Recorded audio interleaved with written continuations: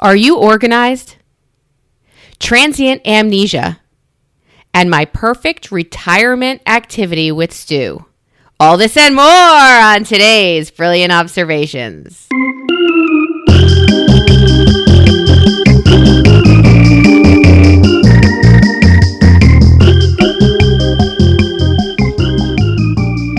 Yeah, you're putting on a full-blown musical. I do that every time you do the talk-in. Every single time you do the talk-in intro, I give you massive pantomime props. But I'm too busy reading. Maybe I forgot that you're not actually looking at the screen because you're looking at the wordies that you're reading. Right. I want to do something professionally, and my intro was it. And all right. If that's all you got. That's everything. What are you talking about? That's everything. Lord, I'm the heavens above. That is everything. Hi, Amy. How are you this week? Hello, Tootsie. Having a couple of breakdowns, but we're just going to scoot right on past. How are you? Breakdown. You busted. I'm living the dream. My daughter took an AP class final. Hot diggity tit shit. Yesterday. How'd she do? She did it yesterday. And wait. Which test? A push, U.S. history. Oh, yeah. So she might not be my child. If I didn't literally see her shoot out of my yaw, I would absolutely think, who is this kid?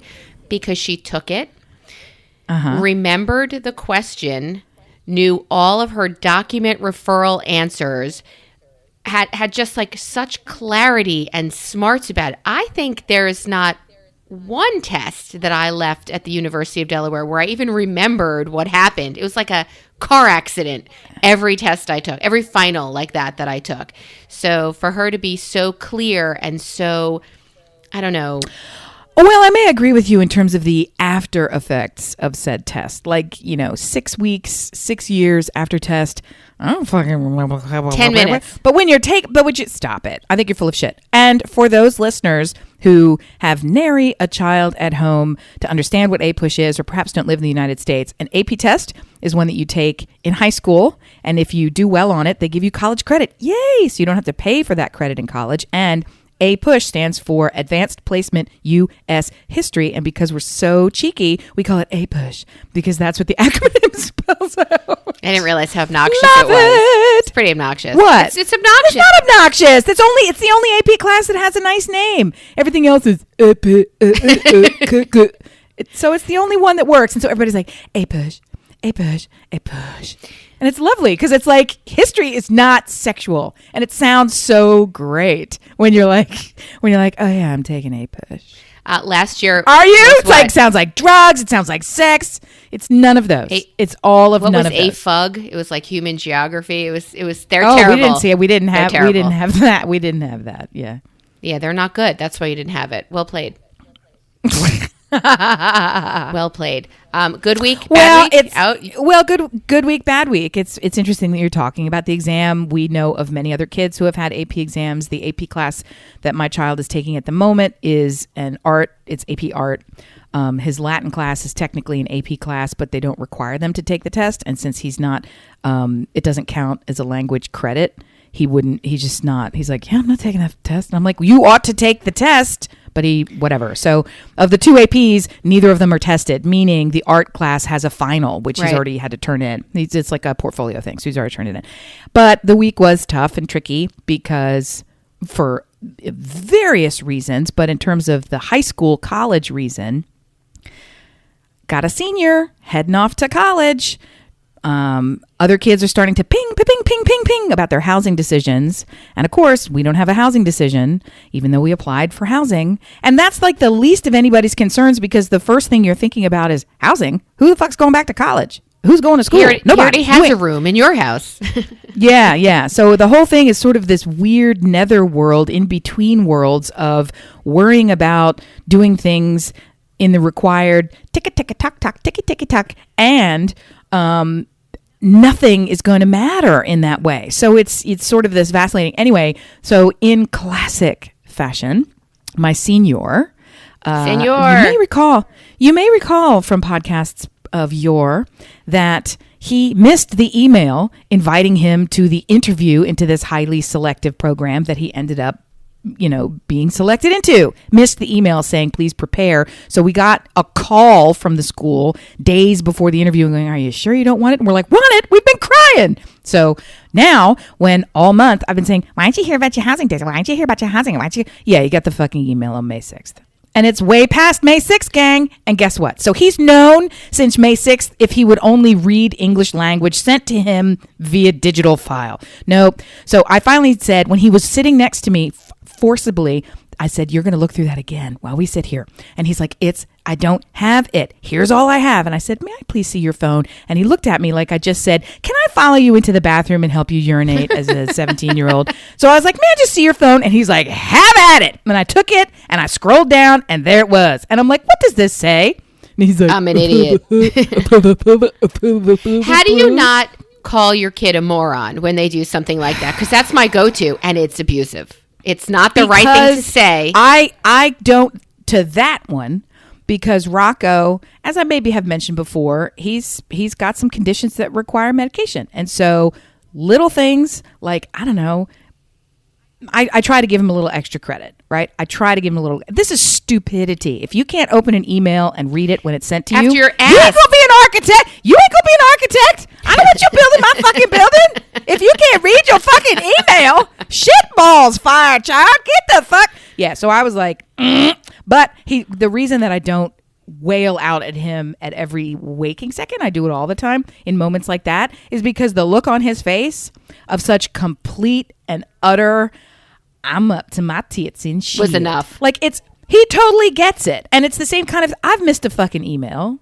Yes, I've but he almost before. didn't get into this program because of a missed email. You would think that if it happened you would think once, that he would be hyper vigilant about the emailing situation. Well, I do think that email and this gang, they don't get the email. They don't get the email etiquette. I say that. I don't mean that. I've got 3 kids, and Rocco and PD have the worst email etiquette that you've ever seen. And, Paulie gets it. Paulie does every single thing that he's supposed to do like he's never been taught. He just gets up and behaves the way he's supposed to. That's when parents who have children like him, one, or God help you, more than one that are like him, they don't know what being a parent is. Right. I've said this before because I'm like, that's not, they're just doing it. You didn't have anything to do.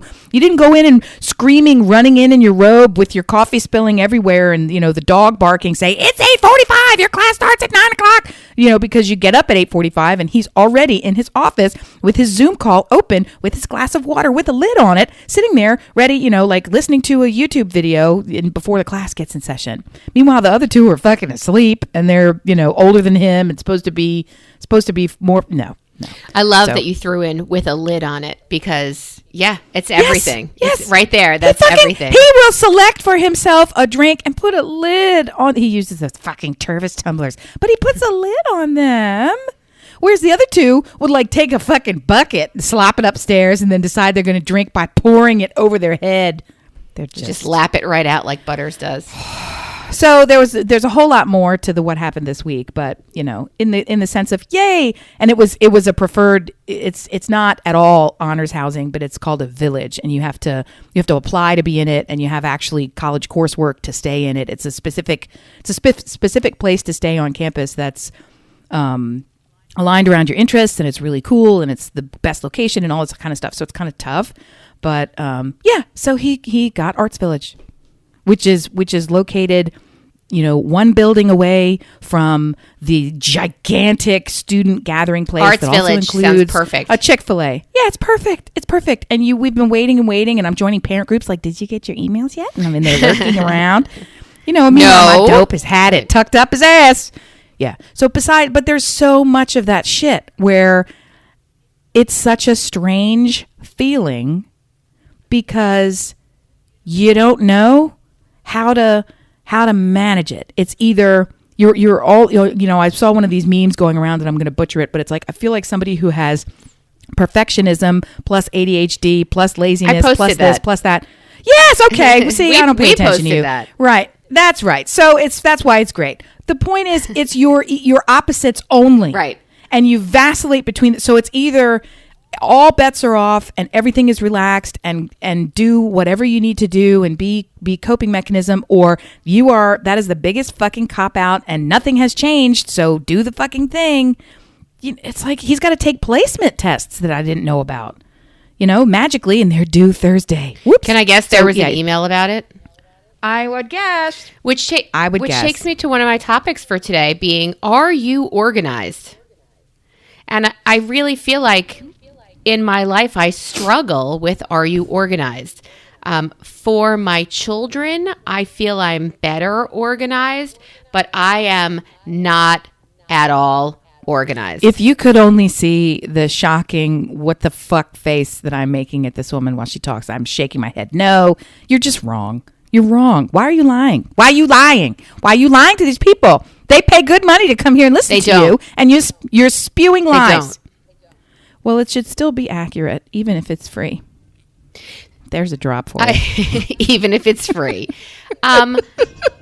I am responsible now for editing this podcast, so you would think I would have like folders of Amy's downloads, my downloads, the mix downs when they're finished. Like if I didn't know the number of the podcast, I'd never be able to find. And if I didn't have a good search bar, spyglass thing, I'd be fucked. You know what? And just as a brief tangent, it's funny that you say numbers. We did get into a number naming convention, sort of a hiccup of late. So if you're one of those very organized people who loves us and downloads religiously every time we drop new content, you will notice that some of your episodes perhaps disappeared and then reappeared out of sequence. And that was simply because we were, and by we I mean I was, reorganizing and moving some files for temporary storage and cleanup and renaming convention and back catalog and moving things around so that as we archive them, they're in the right place.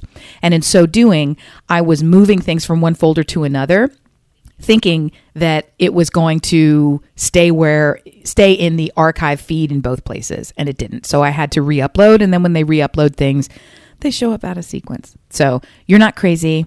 I did. Well, you might be, but not because of this. So if you're super hung up on it, let me say welcome. And I apologize. And now back to you. Now this. Yeah, I might have the worst organizational skills ever. And I remember telling you before, going through the kids' closets, I'm an 80-20 girl. Going through the pantry, I'm an 80-20 girl. I can do 80% of a project. That last 20%.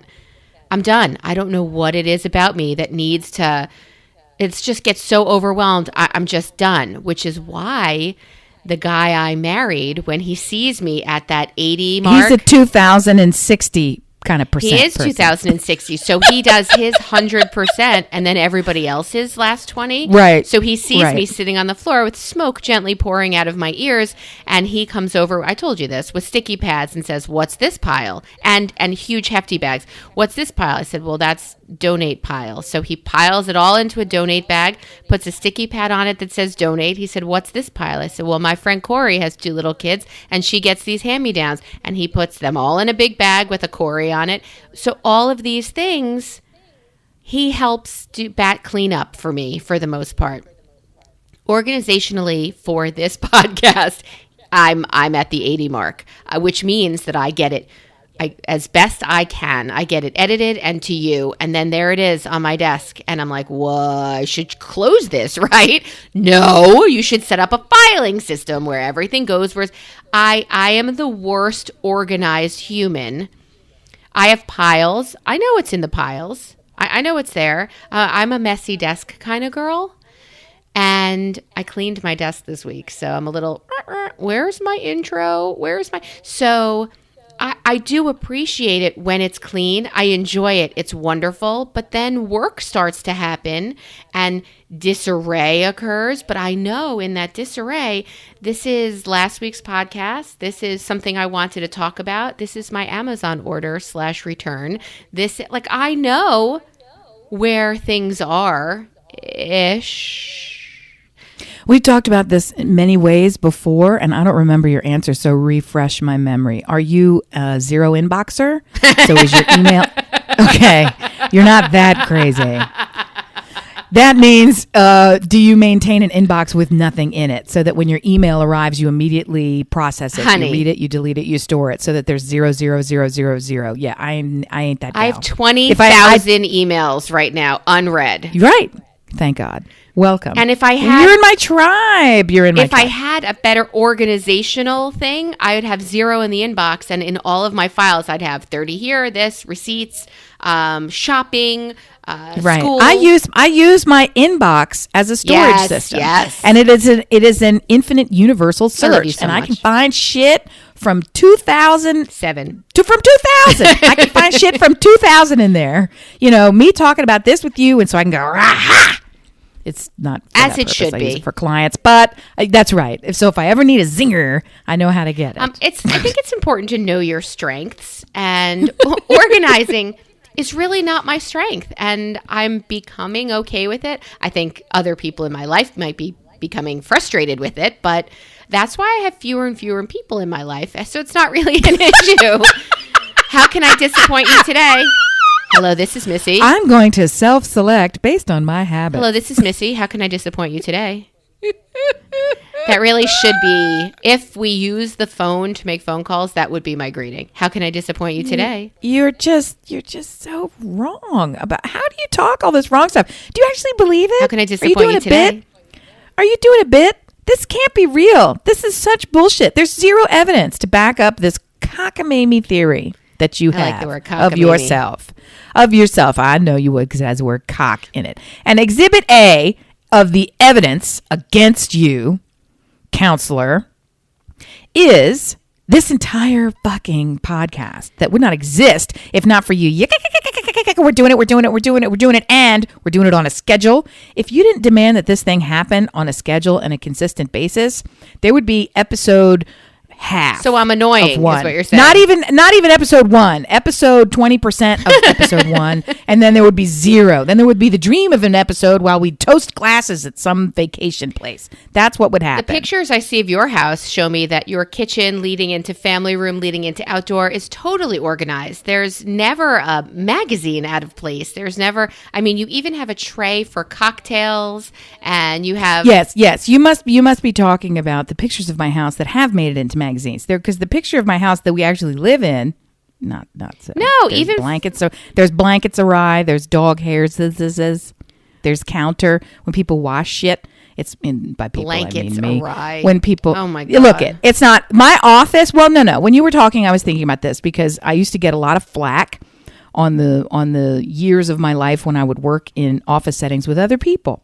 because I would maintain an office that looked like it was an empty office. I used to maintain, there was this huge satisfaction that I had. And in the early days, I used to have, when you're in a cubicle, I used to decor that shit, not in an overbearing way, not like weird, every locker item is in this locker. No, it would just be very homey, and there would be like a perfectly sized lamp and a little fan and just enough stuff and perfect space and all everything would be, people would come and hang out there because it was like a great fucking space. In one of my offices, they had me actually design the common work area. It was a creative agency, so I designed the work area, buy the sofa, set it all up, do the whole thing. It was blissful. It was heaven. Then, fast forward a little bit in my career, 3 agencies later, my office looked like it was an empty office because there was such a satisfaction in knowing I could leave this bitch at any moment. No box required. Like I just stand up and out. Nobody would know. When you see these TV shows and they have, generic office and it's person, and there's nothing in it, that's kind of wonderful to me. So I go from one of 2 camps. I either like it pristine and ready for the camera crew to come in, and I get really sketchy if it's not like that. Like it must be, like I don't want to see shit out. I would rather throw out the magazine I haven't read than have a fucking magazine out of place. That's one side. And then the other side is a storm has blown through magically all of your 1973 tax records, and they're swirling like a vortex around this room with gum wrappers and old dishes, half-lit, knocked-over candles, dog vomit, all of that, 15 stacks of portfolios, creative stuff. That's the room I'm in right now. That's part of my bedroom and part of my closet. I go through these phases where the closet will get so out of control. I start to hyperventilate, and then I'll take a day and a half. I'll Marie Kondo that bitch, and it'll be sparkly, and people will weep when they see it. And then 2 months later, it's back to mountains of wigs and all sorts of crazy shit. So the question is, if you were an organized human and not one who has the ability to clean and straighten, would it have maintained? So I think what Stu wants is maintain, like we can clean the house once, room by room by room. We could do it once, but I mean, what does it last? 18 minutes? The house gets cleaned, and then I make chicken freemie, which I just figured out yesterday is schnitzel. Huh? I thought schnitzel was a sausage. Why? Oh, no. Schnitzel's not a sausage. Why did I think it was a... Schnitzel is a very thin pounded protein meat, right? That you coat in egg and some sort of a batter or sometimes a breadcrumb, and then you fry it and then perhaps coat it with some delicious sauce. Yes, that's what I did yesterday for dinner. The schnitzel is lovely. That's what I did yesterday for dinner for the family. Well, that's not technically a schnitzel. That's a freemie. Yeah. That's typically it comes as a chicken, you know. So, but you could really substitute. You could have a pork freemie, but truthfully, chicken freemie is the delicacy that you want. So, what am I thinking of when I hear schnitzel? Not bratwurst. Like, what? Isn't there something schnitzel? What shape do you picture, or is it just you'd mixed up the words in your brain? No, I picture on purpose, like a sausage. Not mixed up, but like okay. There's a knockwurst. Maybe that's where you're going. There's a knockwurst. There's lots of wursts. Knockwurst, bratwurst, liverwurst, worst of the worst. So, that's the best. That's here. That's Sarah set me straight on that, but she also set me straight on something else yesterday. Talking to our friend Sarah, I came to the conclusion previously, and she really hit it home when she was talking about maybe issues she might have with her kids. We as women, you know how we're always saying we need to lift each other up. I think more than lifting each other up is I think we need to be honest with each other. Yeah. Oh, I think that's an interesting angle. Being honest. Mainly I'm going to let you play it out and I'll say what I meant. Mainly because you hear the phrase terrible twos. The twos aren't so bad. Threes fucking suck. 3 is awful. The kids are a nightmare. They're running and screaming and challenging and whatever. We seem to forget things. We have this like transient amnesia. We have this amnesia about traumas we went through. Trauma of childbirth, trauma of raising a toddler, trauma of when the school work comes too hard for you to handle, trauma of having a teenager. And in some way, we encourage other people to do these things, not remembering maybe having amnesia about the fact that how awful it was. Everybody says, you need a puppy, get a puppy. Having a puppy is the worst thing in the world. Don't tell me you forgot he ate your fucking stairs and you don't own a shoe. But having a puppy is not something that people are not honest about. Having a puppy is selective amnesia. Amnesia is different than I think this honesty cracker that you're biting into. And I really like the notion of radical honesty because it's not a failure to be honest. It's a failure to be vulnerable. Because I don't think it's lying to keep some things that would make you look lesser than in the eyes of the collective consciousness. I don't think that's being dishonest. I think it's just being private about things that you perceive, probably rightly, are negative. And until enough people stand up and say, but I too, and also, and yeah, you know, maybe the shine of negativity would dull a bit. And then people could say, okay, well, that's like anything else. I mean, it's just one of these shifts that's going to happen. So that's about this honesty and vulnerability piece. And I really do. That's a tricky wicket. We've covered that a little bit before. Selective amnesia. Why can't I say selective amnesia? So my amnesia.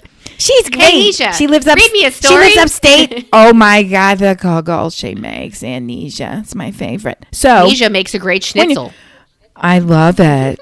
Schnitzel. It's Nisha Schnitzel. Nisha Schnitzel. You should start over. Fuck. I'm telling you, selective amnesia is what enables children to be born. And I think puppies fit into that category. So give me another one where you think selective amnesia. Give me another one where you think people like to forget about it. And then, you know, so magically, like running a marathon. You're just stupid to begin with because you were told by the word marathon that it will suck. And if you engaged in it, Fair warning. You read the terms and conditions. You're really dumb. And then if you go back and do it again, I don't think what you part of all of your toenails humans. will fall off was unclear to you. Urinating on yourself. Yeah. Losing consciousness through physical exhaustion. I'm out. I didn't need to there's more on the list. Like, all right. But as far as women go, I mean, having teenagers. Oh yeah, it's brutal. Yeah, but you can't avoid that one. Once you've gotten through the childbirth, now you're fucked. You're in. Once you've born or birthed or bought or adopted or however you came across or found in the street this child that you've said, you're with us now. Fuck. Why are you with us now? It's inevitable. Those are the things that happen. That's part of the parenting journey. Yeah, it's part of the painful parenting journey through all the P's in there. It's why don't we remember? I know that I go to a restaurant, well, used to, back in the day when there were restaurants for more than just takeout. Oh, sad. Our family would see a younger family there, and they would have like their kids running around, or they'd be mouthy, or they'd cry. So my husband always leans over and says, "It gets easier." To who does he say this lie? The parents of the kids with toddlers, and I, under my breath, say, "And so much harder." Like it's. Yes, I mean, it's less of a physical game now, and it's more of a mental game. Oh, my God. I got to pull out the tote board because there's almost nothing on the "Are you fucking kidding me?" Stuart tote board, and I've just added that. Because if he did that to me, I would slap him. It gets easier. And if he did that in front of me, I would slap him. The family. That's not what you do. Seem comforted. What do they do? They seem comforted. They're like, oh, it gets easier. And then they look at our 13 months apart, playing cards with us at a restaurant, and they think, oh, okay, maybe I'll last longer. So it's a kindness that he does, but it also gets so much harder. It does. I don't know. It's just like, dude, it's not your fucking moment. I'm trying to think of what would be a comparable. It's like, I don't know, two people having sex on a beach, and he walks up and he's like, "You're doing a great job." Like, I just don't need your editorializing at this point. His comment would I'm be, sure it's wonderful. I'm sure he's an ER doc. I'm sure people love it, but I feel like I would kick him in the neck. His comment on the beach would be, "Yo, you're getting sand in all your places." Watch out for infections. And keep right. So there's truth to his comments. They're just just pure honesty. Yo, that phase, that sucks, man. Let me get you dessert for your family. Like, let me cover something. You're in a living hell. I'm sending beer to your table now. Let me acknowledge that you're in a living hell. It doesn't get any easier. How is that? Right, but he gives them encouragement, and I think, I don't know if that's really true, because it's parts of it, the difference is, for me, in terms of kids, all the things that seem overwhelming when they're little absolutely go away. And all of that is so hard, and then it's a joke how easy it was compared with all of the emotional, actual life shit that you have to deal with. The physical crap, that's so easy. And compare in the time you're doing it, you're like, I can't do it. I can't stay awake, and I have shit on my hand, and I don't like this crying jackass, and fuck you, and I want to be single, and none of that. All of that you dream for. She's like, what? Wait, single? All of that you dream for when the older they get, and God forbid they're crying because somebody actually did something mean to them. I mean, I would rather have a broken limb than somebody being mean to them that you can't ever take that hurt away. And you already know. Even if I could take the hurt away, it would be false, because that hurt is with you now forever. Yes, welcome to getting hurt as a human. Welcome to all the shit that I have in my life experience, that everyone has in their life experience, that there's no way I can prevent. It's just waiting for the day it hits you. And now I get to be here and be sad with you. Twice. 3 times. 1, because I couldn't prevent it. 2, because I have to watch you going through it. And 3, because you're going through it. Yeah. Do you know what I mean? It's like, it's just, so you get like this triple tit twist. It's awful. It's awful. And they painful. still keep coming back and they still keep coming back and say, well, can I have $20? And P.S. there's no cereal. So, and then you're like, well, I was just so sad for you. And now I want to kill you. Right. Now I'm happy that you were so sad. And hungry. Never happy that you're sad. I have a question for you. What do you give as a wedding gift? Oh, well, I'm going to say it's kind of always Money. Yeah. Most people don't do what you calls anymore. Registries. Yeah, or if they do, they register for like stupid things. In the sense that if you're registering for something that's so impermanent, then you really do just desire. You would benefit from money. Like if I'm going to give a gift, I want to give something that is a piece of art, or it's something like these event things. You our whole life you say, oh, we got that for our wedding. I have actually a pottery bowl that Dina gave us. Like just shit like that. So something that you're going to keep and remember and all this kind of stuff. And if it can't be something special, and most people short-sightedly think they don't want it. I hate giving money, but I give money. I do cash as a regular. I mean, so I'm getting married, and I would love for you to give me some cash. well, I do know people who are getting married, but my most offensive wedding gift, I see people say, in lieu of gifts, make a donation too, right? Oh God! Oh, sorry, I'm just clearing my. So I went to a wedding after college, and I gave what I thought was a single woman going. I was with someone, but I gave I thought a generous gift, probably more than I was comfortable giving. But I really liked this girl. I didn't really love her husband at the time, but I really liked her, and I thought maybe she needs money to get away. Like maybe. Oh my you God! Know. So it's an optimistic dig. Yeah, right. Well, didn't they shove it in my face? They said, "Here's your train ticket. It's one way, and it's a solo. Here's ticket. a go bag. Here's a go bag for you. It has just cash and a passport with a different name. Here's 3 free sessions of counseling, Therapy. Exactly.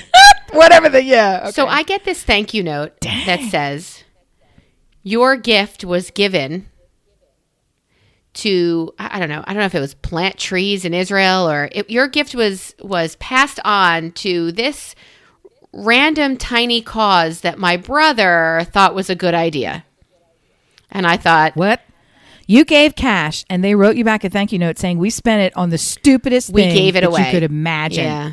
And I thought, I'd like it back. I'd really like it back. I don't need to fund your fake philanthropic bullshit. I want it back. Or don't tell me you did that. Just say thank you. Why do you have to thank me? Or tell me up front. In which case I can show up and say mazel, and meanwhile I'm leaving with the centerpiece. Fuck and you. There's no gift coming. Your gift is I took your flowers. That's it. Oh, centerpiece thievery. I like that. I like that. The hardest part, it's several things went through my mind, which is super weird. When you said, "I know somebody who's getting married," I almost popped out with the phrase, "They're getting married during COVID." Like that I'm back to my earlier statement. Yeah, of course, because fucking it's life. What are you talking about? Don't be an asshole. And then on the other hand, yeah, you're right. How are they doing that? So I don't know. I have both of these conflicting situations all at once where everything can be as normal as it needs to be because it's just normal. There's very little that has changed. And on the other hand, every fucking fiber of every atom of every fucking thing has changed. So and I just saw on one of the socials this morning, there was a couple who got married on, say, like a Brooklyn stoop. And they decorated the stoop with flowers and went out there, and then they just had like a walking party through the neighborhood, and people waved to them from their windows. And I was like, that's a lot of money for flowers, but it was beautiful and beautiful. So what's happening with this? What's happening with this COVID wedding with the people, and you're trying to figure out with a gift? So are they actually doing a wedding, or is it like at some future date that it might probably happen? Maybe. So the wedding they're going to do, I mean, because they're getting older.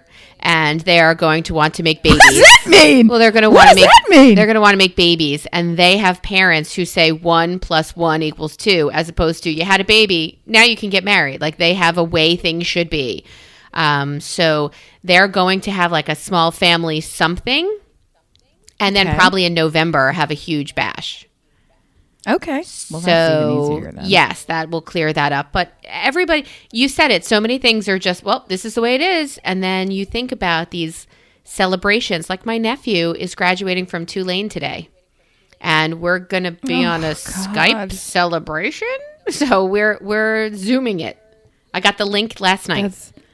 I spent a good portion of the evening, almost all of the night, I should call it, last night, making plans and preparations for senior graduation, which I hadn't sort of thought was even going to occur.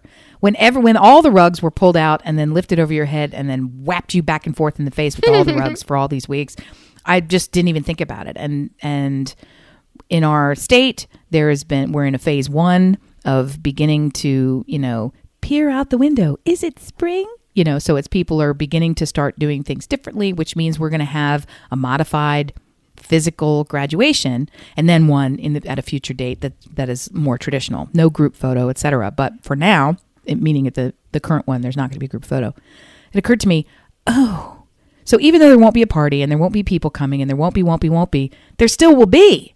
So next week, I got a lot of things that are getting ready to go down. Yeah. Yikes.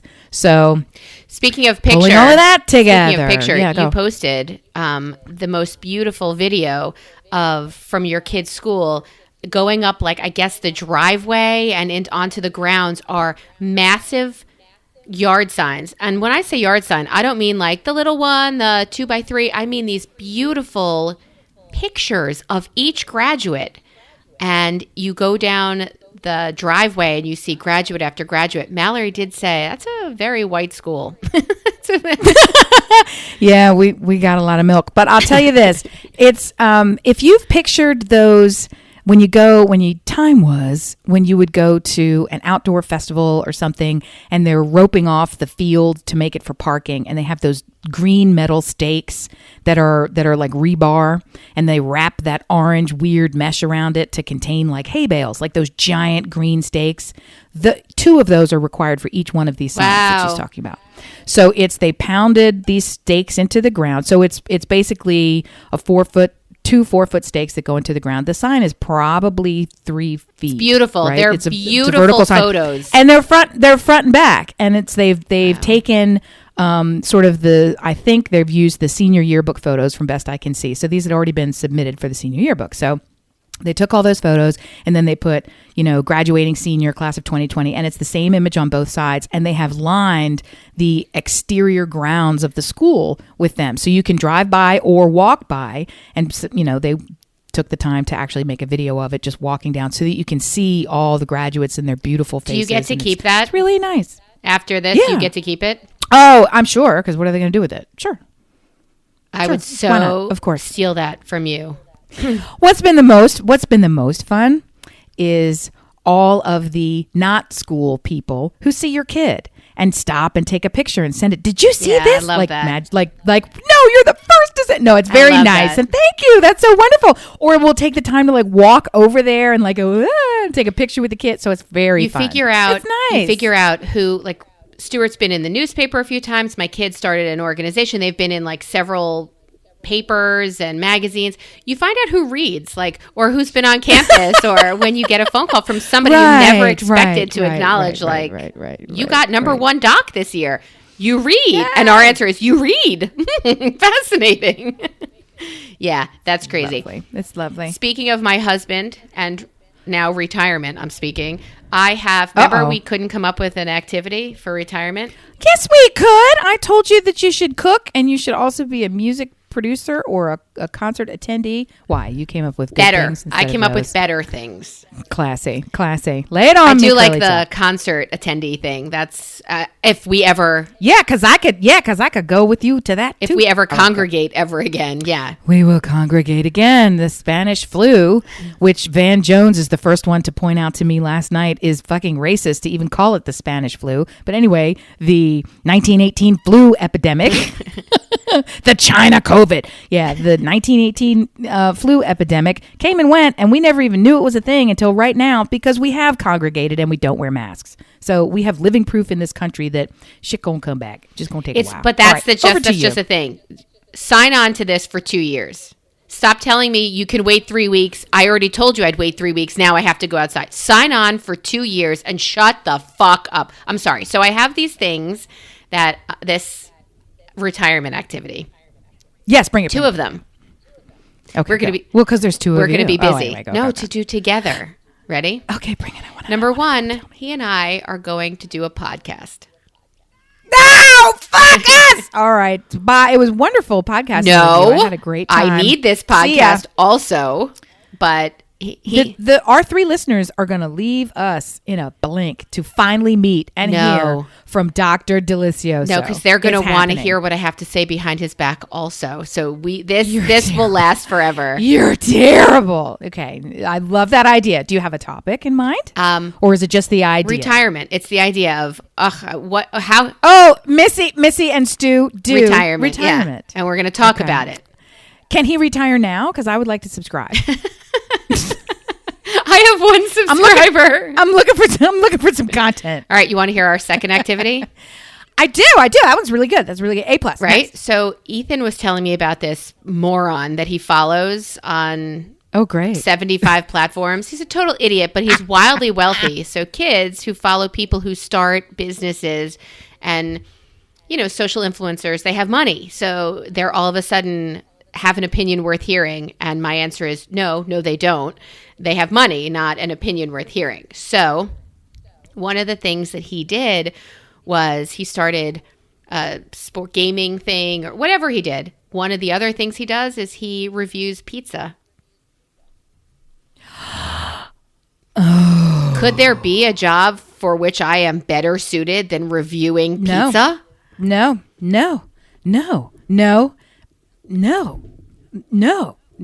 That's right. It. And that's also something you could do with me in retirement. Oh my God. So, wow. Right? You get to eat the pizza. Yes. And then you can talk about it. Yes. And then you can have more pizza. I mean, it's Why did we not think of this? These fucking kids. They are taking all our jobs.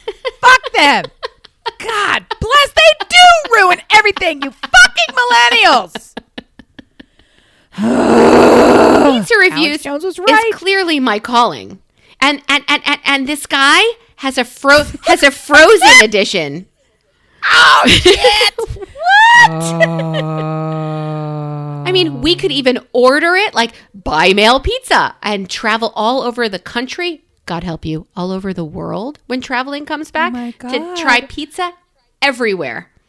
I gotta say, yes. I gotta say, we adore food shows, and for a time, I really didn't want to watch any of them because they just get me too fat.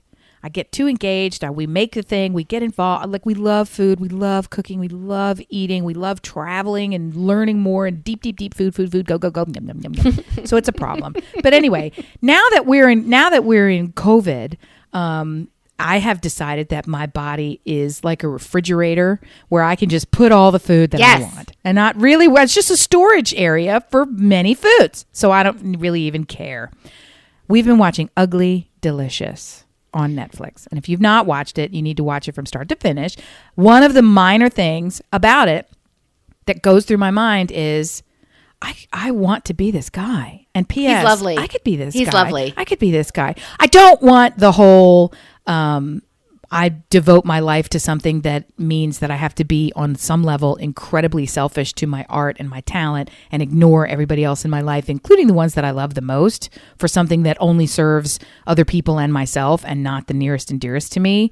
So I kind of hate that part that every chef has to do. And they talk about it in ways where, it's just a deal breaker. Yeah, you're going to do that. If you're going to be this wildly successful person, here's what you give up. And here's the trade-off. And that's, anyway, that's a whole nother podcast that I think we even teased into this one. But the reality is I love that show. I want to be him. In my vainest days, I say, I could do that show. I would love that show. But anyway, yes, if you're going to be the pizza reviewer and eater. Yeah. I have to be there. I'll be your fucking sound man. I'll be the boom guy. I'll be the guest anything. star. What I will be the pizza fluffer. Whatever you need. Pizza fluffer. I will. I just want to show up and eat the pizza. No. You'll be special guest star when you're available and we're on the road and we're reachable. You'll show up and you'll say, "Why am I not a permanent part of this show? How did I magically get sidelined?" God, fuck it's not your retirement. It's Stu and my retirement. Stuart's not involved in pizza eating. He doesn't get to go. Well, who knows? I have to propose this to him. He hasn't signed on to either one of these. He'll sign on to anything. He can be a producer. Doing the podcast with Stuart would be hilarious, and that's fucking done. I don't care if he's interested. He's in. So that's happening. So that's easy. The pizza thing, I know he's in, but he's going to want to do stupid things with it. So you really do need me there to eat or participate and get paid. Because he'll say, fish pizza. He'll want to do all the pizzas that aren't fucking pizzas. Per episode, you have to do the margarita because you have to try their standard pizza. You have to baseline, and then whatever else that they specialize in. So I'll try your you specialty. You need a control group pizza. Yes. You need a control pizza. And that's the one that I will handle while he eats the fish pizza.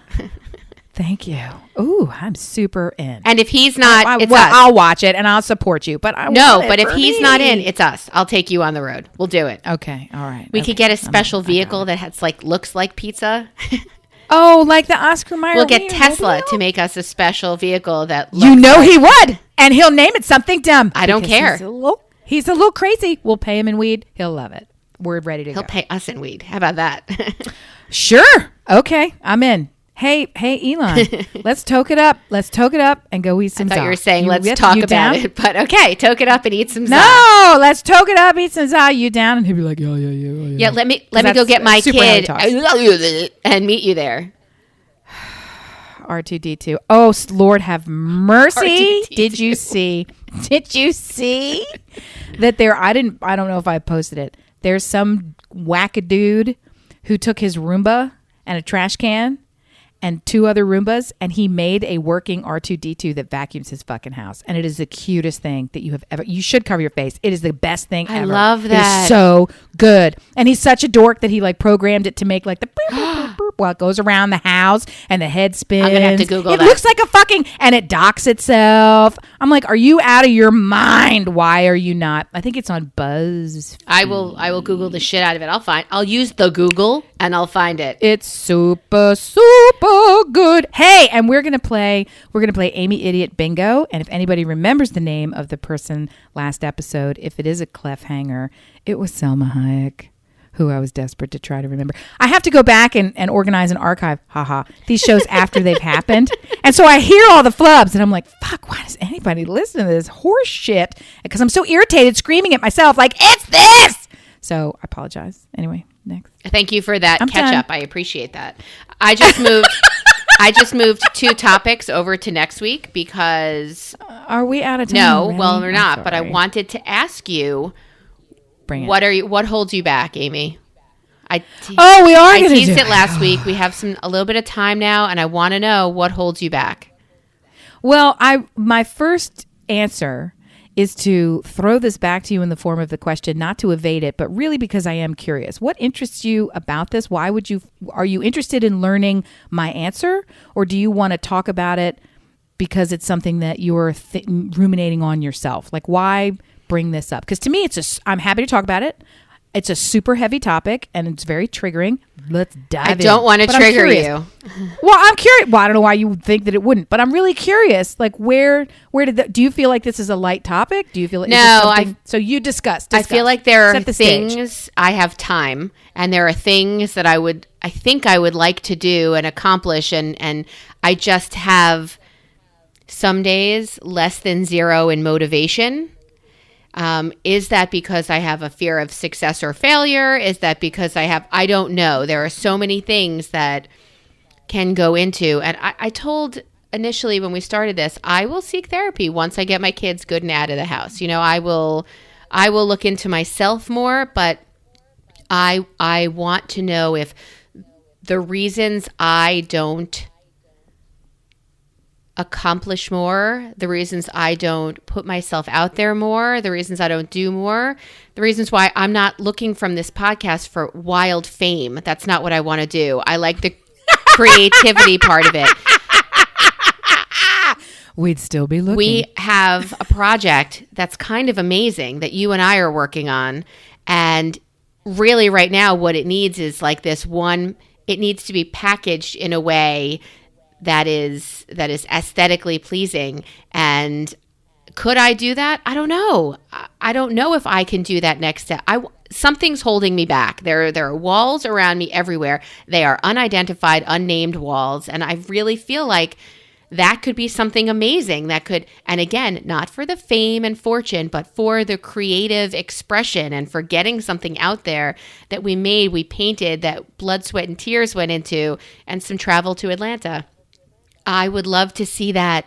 There are lots of things. That's one of the things that I'm not pushing forward with and getting anywhere with. Why? What is holding me back? What holds you back? What are your fears? And on the surface level, fears, I'm afraid of timers. No, it's a much bigger issue of, I don't know. I don't know what it is. Well, I think it's a huge and ripe conversational area, and it's not only and always fear, and holding back is maybe where we should start to chip away at this, because there is a legitimate subsection of this entire situation for everybody, which is, there is an active throw up the hurdle, refuse to tie the shoelaces, not engaging in the race, that is you as the individual, me as the individual. That's the thing that me as the individual, I have to handle myself, right? That's not the only thing getting in the way here. And in fact, it's not even the first thing getting in the way. I think the larger question is, and we've got a creative project that is great. And even you've mentioned the show Upload, that you liked watching it. I started watching it. And in watching it, I thought to myself, this is really inventive and fun and cute. And from a production standpoint, this is no harder than our show idea, and maybe even a little less, because I'm watching it for the entertainment. I'm also watching it with the producer's cap going, here's how they did that. And okay, and so what would be the cost of this? And how can we get, I'm thinking, how did this get greenlit and happen so quickly when all the references are of right now? So it really is not, we were given a production number that was very high. And it, to me was like, well, I know where to put you. And it's called the after kids graduate bucket. And that's not the bucket that it needs to be in. So part of it is, there are things that you would do because you do them for the joy of them, and you wake up every day and you just want to keep doing them. At a time, it was you knitting, right? You would wake up, it was something that you would just go back to. And it was, sometimes when you're in it, it's easier to keep it going just because you don't have to think, well, what should I do? All right, I'll pick this thing up. No, I like that while I'm doing it. Do you know what I mean? It just becomes a little bit of a habit.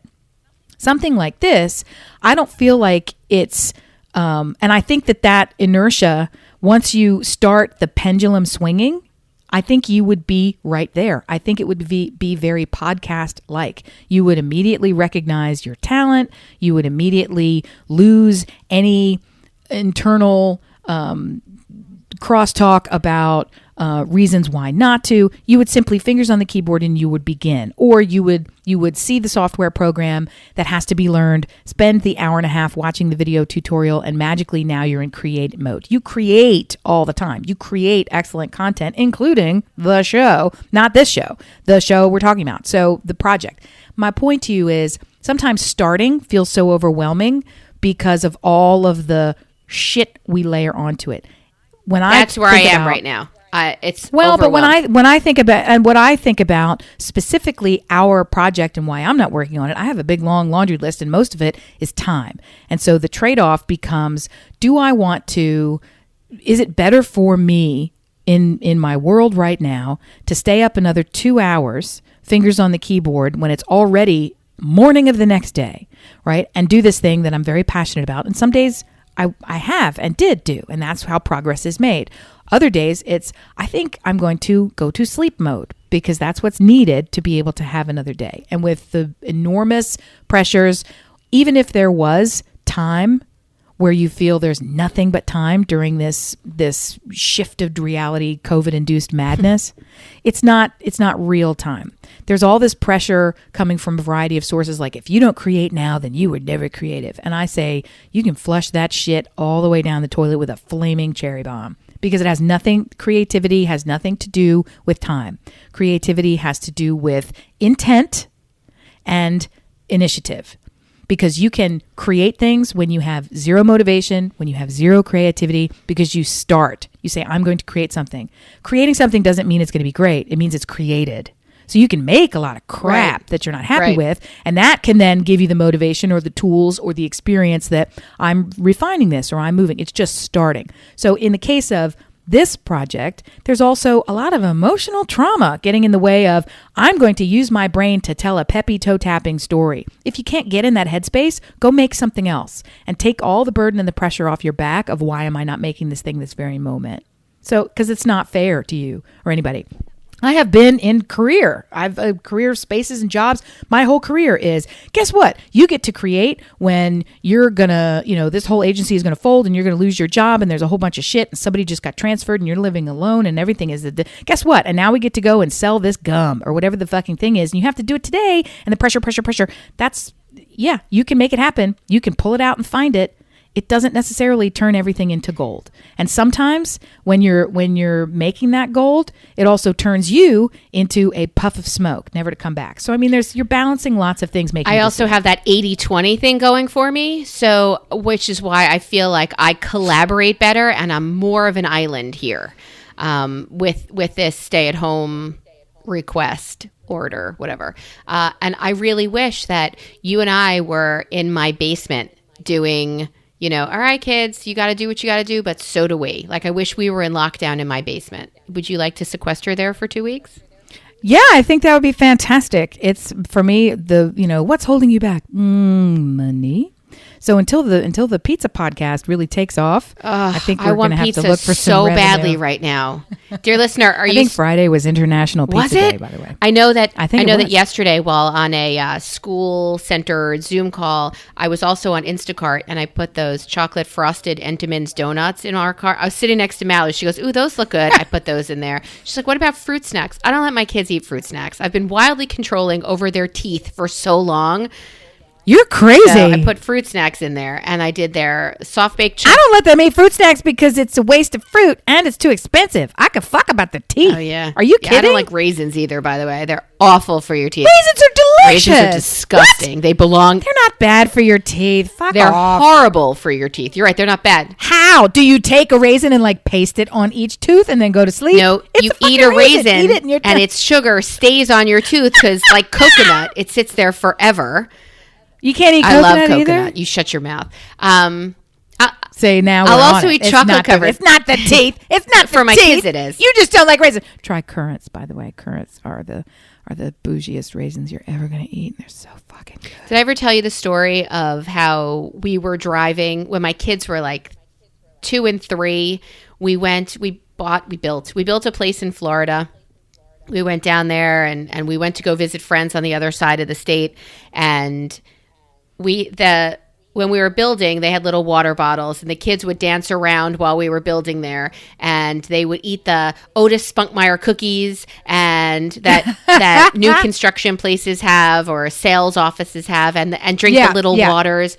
And my job was to keep the kids while Stuart was looking at plans and dates and sales stuff, and I was entertaining the kids like a fucking clown that I did for a good 9 or 10 years. That was my sole occupation. So we had all these little bottles of water in the back of a minivan that we rented. Well, when the kids were eating their cookies, they discovered they were not chocolate chip cookies, that they had these little cranberries or raisins or something in there, which they were not having. They wanted nothing to do with it if it wasn't a chocolate chip cookie. You guys, I get so irritated when I see that meme going around. 2020 started like a warm chocolate chip cookie, and one bite later, boom, oatmeal raisin. Oatmeal raisin cookies are fucking great. I like the oatmeal and the oatmeal raisin cookie. And orange cranberry fucking cookies are great. And kitchen sink cookies with little bits of juju fruits in there. No. I'm sorry. You have done, first of all, fuck you. And number 2, fruitcake is I was going to ask you if fruitcake, whether you were a fan. I don't know what kind of sad, shitty cookies you've been eating, but you need to just come over to the That's going to be a holiday special for us on the Pizza Podcast. We're going to travel to find the best chocolate chip cookie as well. Well, it's in my fucking house because I know how to cook it. Back to you. So I'm in the lobby. The kids are dancing around, and I'm holding an empty-ish bottle of water, and they would eat their cookie, come over to me, and spit the cranberry from their mouth into this little tiny bottle of water. And I had a decent collection of little cranberries. Mallory freaked out because she ate one. She's like, I swallowed it. I'm like, it'll be fine. It's good to learn how to swallow early. I don't know what to tell you, kid. So I'm aghast and shocked at this that they entire spit exchange. out their cranberries. We need another hour for me to break down what's They're happening. little. They don't know. They don't have taste yet. No, and you don't escape the wrath of me. Keep going. Keep digging. So we have all these little bottles of water. We drive across state. We see Stuart's friends, and we're coming back, and we're driving through Alligator Alley, and he's like, I'm so thirsty. I said, honey, I don't have any water in the car. I have nothing. And you can't pull over because there's no rest stops. And he cannot deal. And he's like, there has to be something, even if there's backwash in it. Kid backwash. I don't care. 2 sleeping kids in car seats in the back. It's totally pitch black out. I'm looking for alligators. And his arms are reaching around behind him to find something. And he pulls out this tiny water bottle, and he goes to drink it thinking it's just water, and he chokes to death on these little cranberries that try to kill him, and he's swerving off the road, and we're gonna die because my kids couldn't eat a cranberry and had to spit. I said, I told you we had no water, and the kids are now wide awake and screaming, and he's got a PTSD choking thing going on. Yeah. So the perfect chocolate chip cookie has no raisins, has no cranberries. It's just... You deserve that. And it should have been you. We almost died. Yeah, I think that's fair. He'll ask for a bottle of water now, and he'll only look at the bottom. He won't look to see how much is in it. He'll just hold it up and look underneath to see if anything's in it. We broke him. There's so much wrong with this. We just don't even have the time, and there's so much wrong with this. I swear to you.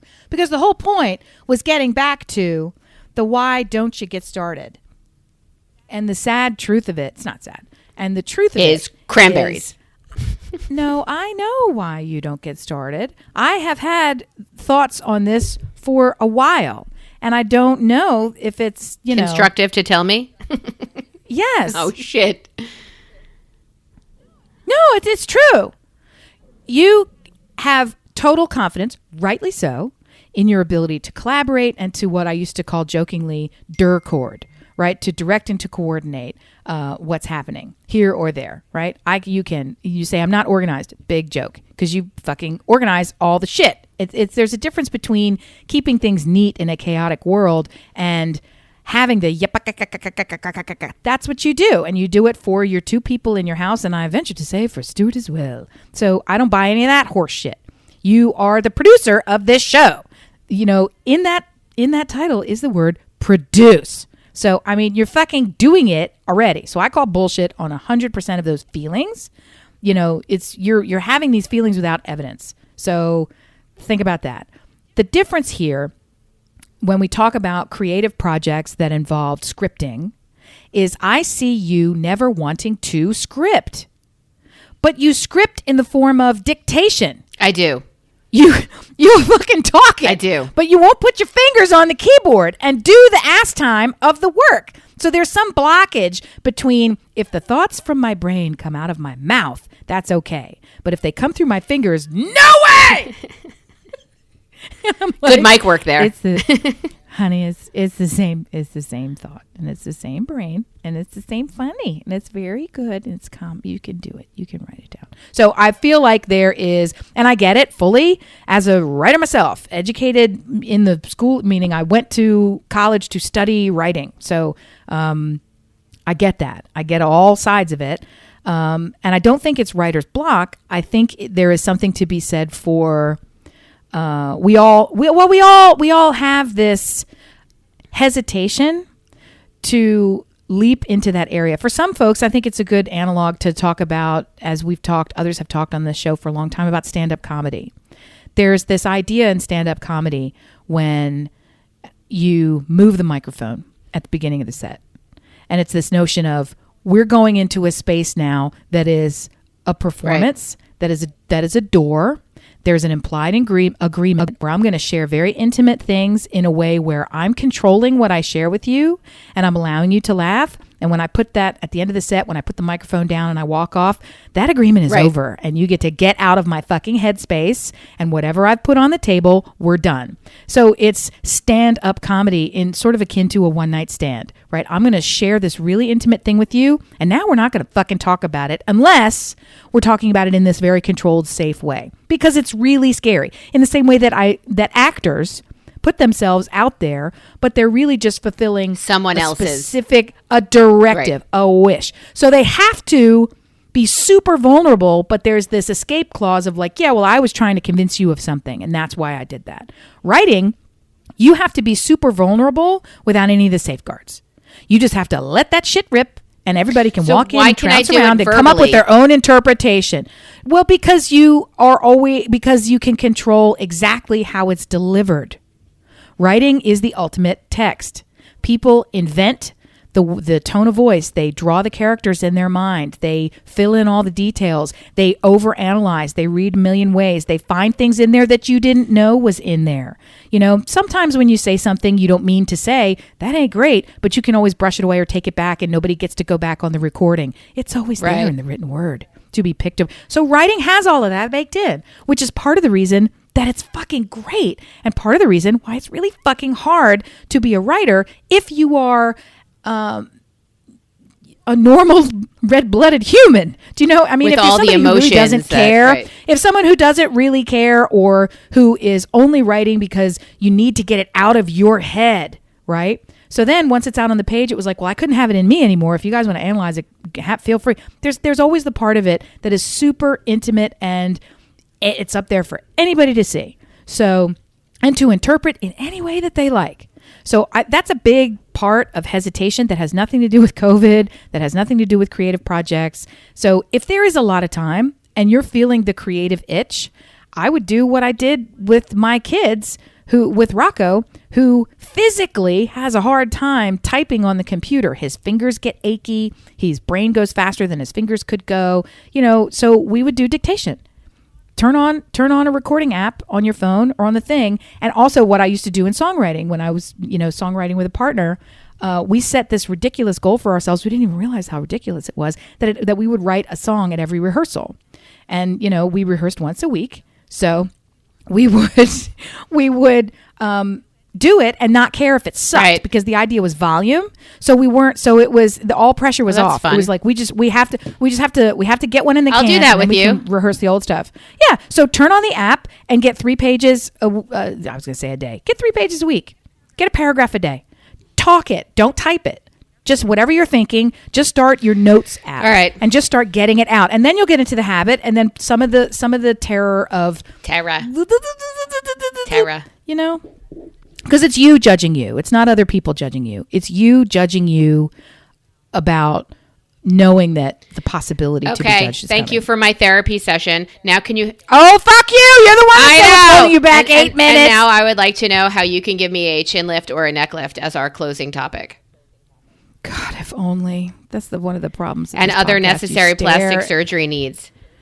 You stare at the screen. I stare at you this whole time, and then I see this whole wobbling underneath. My giant jaw is I was reading something that Amy put into our topics for today, and that being the chin lift, neck lift. And she's absolutely right. Dear listener, in these days where we are Zooming our friends, we are looking at ourselves more often than we ever have before. Do you find yourself looking at you instead of the grandma you haven't seen in 9 years on the TV screen or on your computer screen? Why are you looking at you and not the person you're calling? Why? And by the way, they know that you're not looking at them. So they could pick their nose through the entire thing and you wouldn't even notice. But it definitely makes us look at our third chin and our neck. Well, and I hate the idea that for work, we've had to buy over the years, light kits and all this wonderful setup. And I know how to make these things look good. And those are all stored in a place where I don't have instant access, but I would simply have to say, hey, can you give me those light kits things? So I'd have to actually tell somebody. And so I don't want to say, I'd like a ring light so I can look a little better on my Zoom call with my kid's teacher. Because I'm just not going to do that. I'm not going to fucking buy a ring light, even though they're not expensive. But that's going to be Mallory's birthday present. The whole ring light, whole stand for the phone and the ring light and the look. I told you, I sent you. That's the world we're in. I sent you the video she made with Stuart, right? I'm sure, but remind me of which one you mean. So I was recording with you last week, and Stuart was so excited to have time with her, just the two of them. He loves father-daughter bonding. So she said, let's do a TikTok. And he's like, anything you want. I'll learn a dance. I'll do whatever. So he learned a dance with her. And I have super fucking not seen this. No, it's on the group text. So it was and I thought it was super cute. Oh no, I got it too late at night to watch. No, I was in bed. Well, then I turned up the volume. Husband was sleeping, so Right. and then I never went back because I couldn't tell from the tiny thumbnail that it was a good video. I just thought it was like a funny It video. is. It's not a good video. No, you know what I mean. I didn't realize it was our content. I thought it was like a forwarded video that I was like, I'll watch that at some other time, and then it slipped my mind. I will watch it immediately. So father, daughter, mine, dancing to I Don't Suck Dick, but I like, you have to listen to it. It's a song that I stroked out and I said, honey, did you hear what that's about? And he said, no, I was just so excited she wanted to hang with me. I would have done anything she wanted. My God, he's the cutest. He's the cutest pizza reviewer ever. But he's not an ornithologist. I super will trust his reviews. He's like, I have no idea. I didn't even listen to lyrics. She just said, go this way. I went that way. She was talking to me. I was so happy. Daddy, let's dance. Okay. Dick. Yeah. I don't suck dick, but I was like, wait, what the fuck did that just? And I stroked out and I played. I said, listen to the words. He's like, why? Look, we're having such a good time. Look at the video. So yeah, it was awful. And I can't, dear listener, I can't post it. It's just awful. It's awful. So no, you don't post that. You don't post that shit. Saying it's funny enough. And it was bad. All right, I'm in trouble, but I'm going to fucking watch it. You are now, dear listener. Thank you so much for listening and being a part of our COVID family. I would like to tell you that if you want to find us anywhere on the socials, it's at Listen Brilliant. But I also want to tell you on Facebook, it's Brillob Squad. Yeah, you heard me. It is. It's so exciting because it's Melissa changed it. It's so wonderful. Brillob Squad. Come see us. Come see what we're posting about. Come see all the stuff. And if you'd like to say, I too have not as much writer's block, but I have a stumbling block in front of me and I can't get moving. I can't get motivated. I don't know how to best write us. brilliantobservations@gmail.com. We want to hear your stories. We want to hear your encouragement. We want you to eat pizza with us. That's the one. And I know we've already closed the show, but I'm just going to give a shout out and I will send it to you for free. My friend Julie is quite the accomplished author.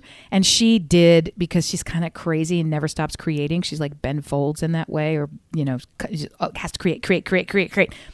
In between publishing books, she did this whole 6-part audio series on jumpstarting your creativity. And it deals with all of these thoughts and feelings, like when you're not feeling it, how do you do it? So I will give you that. And if you choose to listen to it, it is excellent content. So, and she's New York Times bestselling author. So she knows a little fucking thing that's too great. about it.